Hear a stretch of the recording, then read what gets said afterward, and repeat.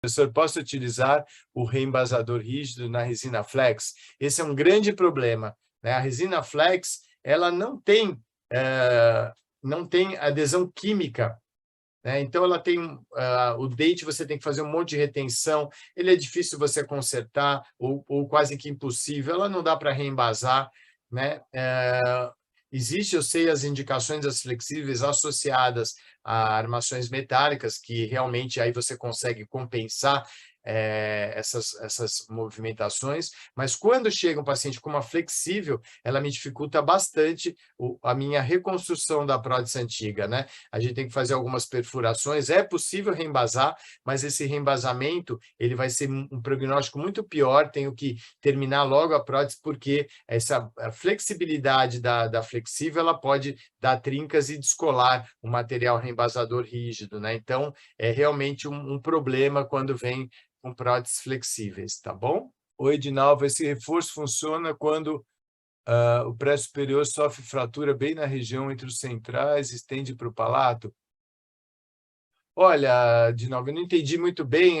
Ele serve para todas as fraturas, independente do local da fratura.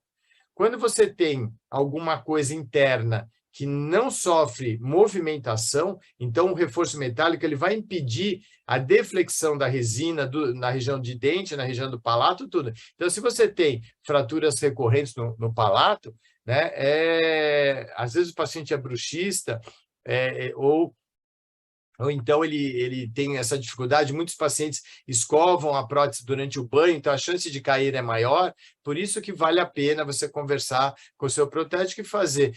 Depois que eu fiz, eu não tive mais problema de fratura. Senão, você pode ter o dissabor, né, de acabar de fazer, Deus o livre, cai no chão, veio o paciente ali com a prótese quebrada, é muito desagradável para o paciente, principalmente para a gente como profissional, tá bom?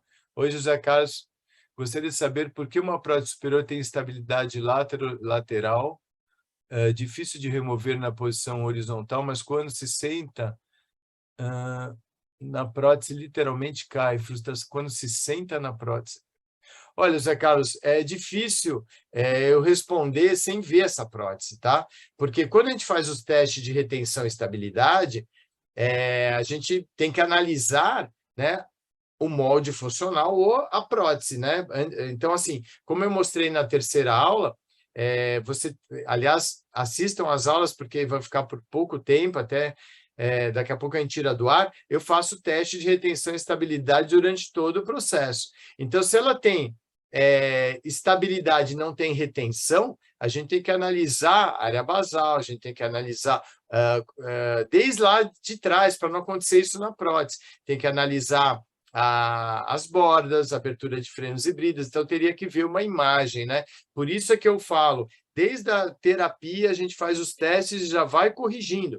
Se eu aperto de um lado e ela sai do outro, eu tenho que observar se eu não preciso engrossar mais o lado que está saindo, porque ali não está vedando ar, né? Se ela não está tendo retenção, eu tenho que analisar se o reembase ou a moldagem funcional, ela copiou bem os detalhes internos numa área basal ideal, porque às vezes está subestendida.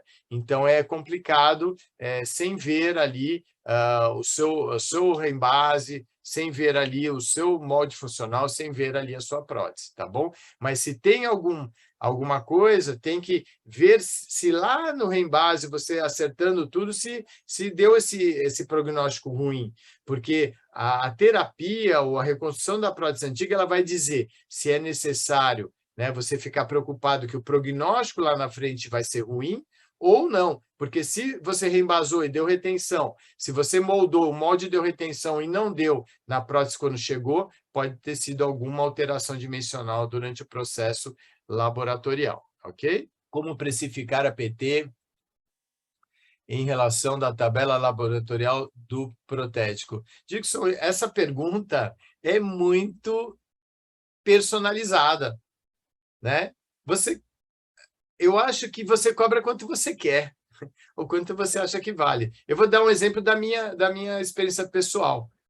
Eu trabalhei num bairro aqui em São Paulo durante 15 anos, na Estrada do Campo Limpo, um bairro da periferia de São Paulo, um bairro mais humilde, O meu consultório ficava em cima de uma padaria, tá?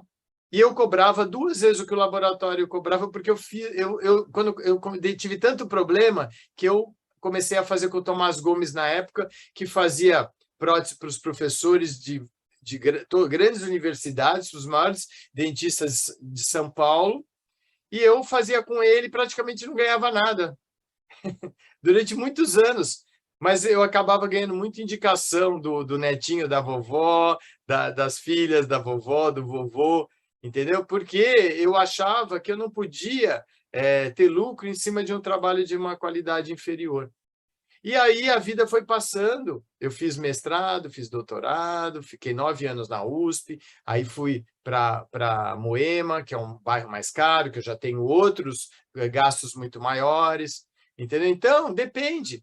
Né? A minha hora clínica foi ficando mais cara, então, depende. Eu hoje, quando o paciente vem e eu vou fazer a terapia, às vezes eu cobro só a terapia separada da prótese, às vezes eu faço um pacote. Eu vejo muito, eu tento viabilizar para o paciente, dar um conforto para ele, nem que ele tenha que usar um pouco a terapia, se capitalizar para depois fazer a nova. E outros que já têm mais condições, a gente já faz o pacote para ele poder já fazer a terapia e fazer a nova. Então, isso daí depende muito, não existe uma regra. 2 vezes o que o laboratório cobra, ou 3, ou 4, ou 10, ou 1.000. Né? Eu acho que cada profissional sabe a sua hora clínica, sabe o quanto investiu. Um profissional que não estuda, sabe, que está há 30, 40 anos formado e nunca estudou, sabe, nunca fez uma pós, ele não pode cobrar a mesma coisa de um que larga o seu consultório, faz pós-graduação, ele investe. Então, uma Ferrari nunca vai ser um preço, né, de um carro ali que tem 40, 50 anos que a pessoa não cuidou, né, que está vazando óleo. Não vai. Os preços, eles são personalizados de acordo com cada um, tá bom? Vamos lá. Como aplicar a moldagem funcional em PPR? Marilda, sai um pouquinho do assunto ali, tá? Porque eu não sou professor de PPR, meus alunos até vêm com muitas perguntas de PPR, eu dou uma força, mas sempre procuro não polemizar, porque eu não sou professor de prótese removível. O que eu posso dizer é que para a classe 1 e para a classe 2, eu obrigatoriamente faço moldagens funcionais. Então, eu faço a minha armação metálica, moldeira individual e moldagens funcionais com pasta de oxicogênol. Eu não faço, né, classe 1 e 2 de Kennedy em PPR com modelo anatômico, e eu não faço prótese total com modelo anatômico. Eu acho que a filosofia é a mesma. Se você tem que fazer uma moldeira individual para dar um modelo de trabalho para o protético, para ele ter os limites da área basal e a borda para retenção máxima, você deve aplicar isso na removível na classe 1 e 2 de Kennedy também, tá? Oi, Vinícius. Trabalho em clínica popular, tenho bastante dificuldade com algumas próteses. Qual o conselho que me dá para eu obter retenção com produtos ruins dado pela clínica? Vinícius, milagre você não vai conseguir, né? Se você não tiver um bom material, se você não tiver disponibilidade para você fazer as fases ideais, não dá. É a mesma coisa, você pega um bom piloto, você pega o Ayrton Senna quando ele estava vivo, aí você dá um carro para ele com 2 pneus murchos, faltando um pneu de um lado, põe um motor ali 1.6 e põe ele do lado de umas Fórmulas 1. Não vai, não vai. Não vai ganhar nunca.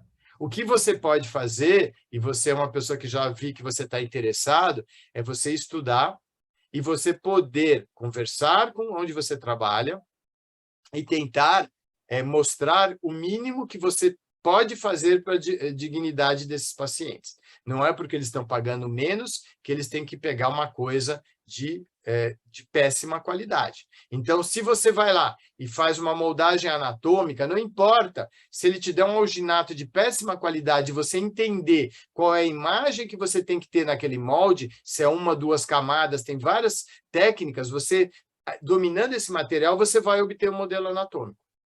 Mas se eles falarem, não vai fazer moldeira individual, vamos fazer a prótese sobre modelo anatômico, aí eu não posso te ajudar. Porque os materiais da prótese total são os materiais mais baratos da odontologia. Né? Você pega ali, você faz uma moldeira individual, e a pasta também é super barata. Então, não tem por que você falar, eu preciso moldar com silicone. Não, inclusive, eu nem moldo com silicone. Né? Não são os materiais mais caros que eu uso, pelo contrário. Né? Eu uso alginato, eu uso a Godiva, eu uso a pasta de oxigênio. Você precisa saber trabalhar com esse material. Agora, o lugar onde você trabalha não pode fazer com que você corte etapas fundamentais, não só na retenção e estabilidade, mas no conforto e na preservação do osso. Porque se você pega o modelo anatômico e não faz a moldeira individual e faz a prótese sobre o modelo anatômico, você vai ter 99,9% de chance de sobreestender, subestender, não dar a borda certa, porque você tem que ser um grande inventor para conseguir olhar aquele modelo e inventar qual seria a borda ideal dada por um músculo daquele paciente. Então, eu acho que é uma questão de você sentar lá e conversar. Os materiais não são empecilho, tá? Eu falo nas minhas aulas, uma prótese de excelência não é caracterizada com dente portado. Pode ser rosa com dente nacional, mas com uma borda bem edificada, uma moldagem funcional bem feita, que vai dar conforto, estabilidade e o máximo número de pontos de contato, ok? Pessoal, desculpa eu estar tomando muita água, eu estou resfriadíssimo aqui, estou hidratando, senão vai ter um acesso de tosse aqui, viu? Oi, Dina. Estou com uma paciente que usa bifosfonato, ela se machucou com a PPR, foi um problema com uma necrose. Será que uma resina soft seria melhor? Eu não indico resina soft, tá bom, Dina? Não indico. Nenhuma situação eu indico, tá bom? Se ela se machucou, eu gostaria de saber por que ela se machucou com uma PPR, né? Qual o problema que tem essa PPR? Foi feito descanso, onde os apoios estão neutralizando as cargas mastigatórias? Foi feito um plano de guia direitinho para que não esteja empurrando um lado para o outro, ou seja, foi feito um preparo de boca. Se ela é classe 1 ou classe 2, foi feita uma moldeira individual, uma moldagem funcional, bordas arredondadas, a oclusão está boa, né? Não está movimentando. Então, eu acho que analisar esses pontos são mais importantes do que você colocar ali uma soft que daqui a alguns meses ela está se degradando na boca, ok?